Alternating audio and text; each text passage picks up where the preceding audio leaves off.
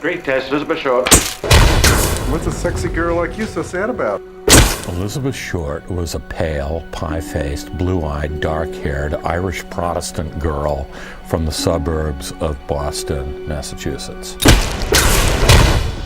She was, by all accounts, imaginative, flighty, given to prevarications.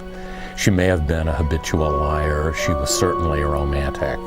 She was a tormented, sweet-natured, love-starved, lost little girl who never got the chance to grow up. Her dream was entirely silly, and it was the dream of countless other fatuous girls of the American 1940s. She wanted to be an actress. She wanted to be a movie star. We'll never know if she had talent.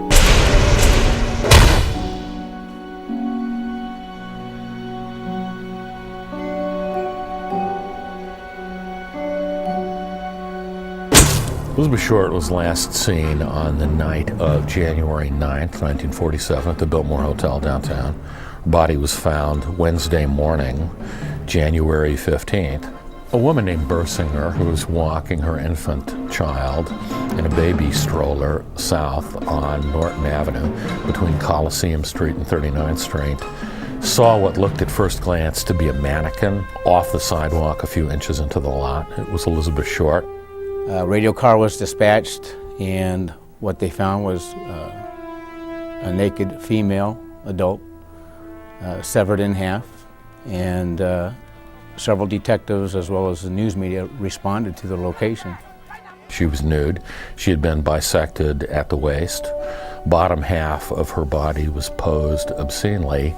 Her body bore torture marks, and her mouth was cut ear to ear into a hideous grin. It was staged. It was almost like somebody displaying a grotesque work of art and saying, look what I've done. You know, isn't this magnificent? And the pictures, you know, make you think, oh my God, you know, it's like, you know, sculpting in flesh. You know, somebody created some horrendous image on a human body. The pictures, once you've seen them, you'll never forget them. And of course, the question's always, when something like that, how does that beautiful girl, which you've seen pinup shots of, become this? And who did that to her and why? It scared Los Angeles very much, and because she was an actress, it brought that whole community into it. It brought producers into it.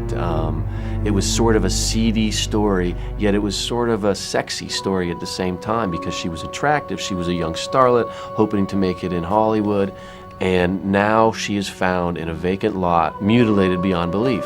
Did you read the papers? She's being played up as the hottest number since the atom bomb. In the 50s and the 40s, it was very sensationalized because we didn't hear so much of this type of violence. So that was front page news for nearly 2 months. You have to realize that there were only 70 or 80 murders a year at the time in the city of Los Angeles, and probably half that number in the county of Los Angeles. Also, you had 5 daily newspapers in Los Angeles. Circulation wars were in vogue. Radio was very big, and the existing media seized upon this as a huge event and exploited it as such. There is much conjecture as to where she was and who she was with during those 5.5 days. We will never know for sure. It was a huge and exhaustively manned investigation, staffed by many seasoned detectives.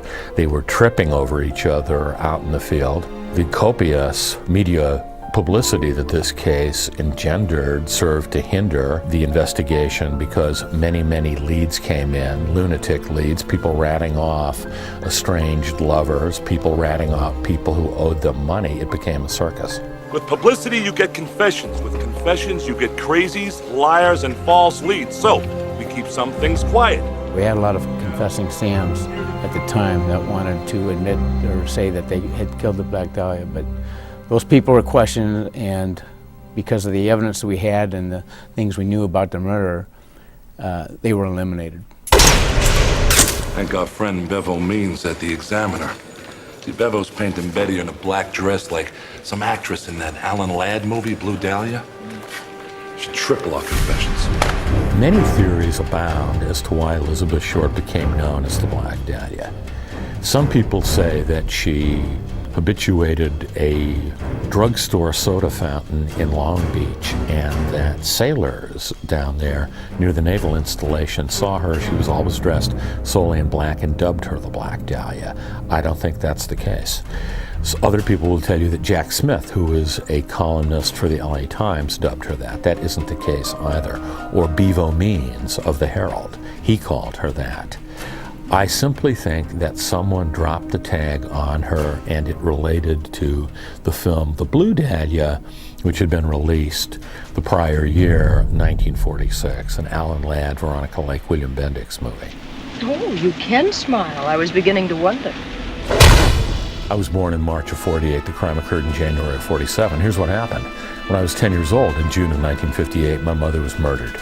It was, in all probability, a date rape scenario that escalated from there. The crime has never been solved. My mother's death corrupted my imagination and engendered in me a tremendous curiosity for all things criminal. I went from being a full-time and big-time reader of general child's fiction to a reader of first children's crime fiction, then adult crime fiction, and my curiosity bloomed to encompass the entire criminal universe. 7 months after my mother's death, on the occasion of my 11th birthday, March of '59, my father got me Jack Webb's book, The Badge. It detailed a lot of racy LAPD cases, and it contained a haunting 10-page summary of the Black Dahlia murder case. I read The Badge, I read the 10-page summary, and Elizabeth Short merged with my mother. She was the symbiotic stand-in for my mother. I used Elizabeth Short to explicate all the emotion that I never felt on the occasion of my mother's death.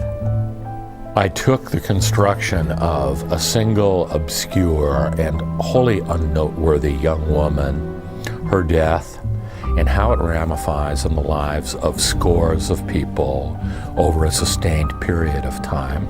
And I spiced it up with outtakes from my past, my love of boxing, my status as a failed light heavyweight, the Zoot Suit riots, Los Angeles, 1943, my long-standing obsession with the Los Angeles Police Department, my love of LA in the 1940s. I put it all together.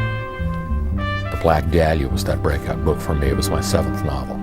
Bestseller status, wonderful reviews. I went on a book tour, and I started meeting Black Dahlia fiends all over the world, people who were obsessed with this murder case. He creates a whole world, a whole noir world, and the way that the stories are told are very complex.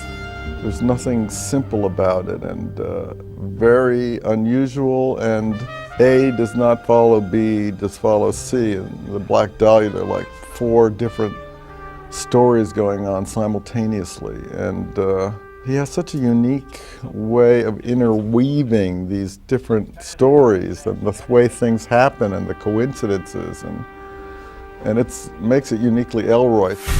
We have a female Caucasian between 16 and 30. The cadaver is presented in 2 halves, with bisection level with the umbilicus. The Black Dahlia case continues to haunt us because we are always searching for the language that elaborates, illuminates the bestiality of this crime. It was Baroque, it was wholly horrible. There is no real language to surmount the crime. There is only new language, there's only new psychologizing. I thought in 1987 that I did a good job of explaining the how, the who, and the why. People will come forth from now till the ends of time in their efforts to explain this. I think it's because of the visual material that the Black Dahlia has lived on for decades and decades, and also it's an unsolved murder. Every year or 2 years or so, there's another person that says, my father or grandfather was the Black Dahlia murderer, and we have a whole bunch of new so-called information or facts that come out that point this way or that way. And it's one of these mysteries that will go on forever, I think mainly because of the very strong visual impression it leaves on you. All the time I get correspondence from lots of people yearly indicating that they have their own theories and naming their own suspects. And I got to be honest, I believe it is destined to be forever a mystery. And, it's been too long. I honored my mother when I wrote this book. I honored Elizabeth Short when I wrote this book. I was able to go full circle with the nightmares I had as a child after I first heard of the Black Dahlia case. And they were horrible. I used to be afraid to go to sleep for fear that I would have pictures in my head of Elizabeth Short being tortured. It's a long, long journey. And in some ways, this movie was the culmination of it.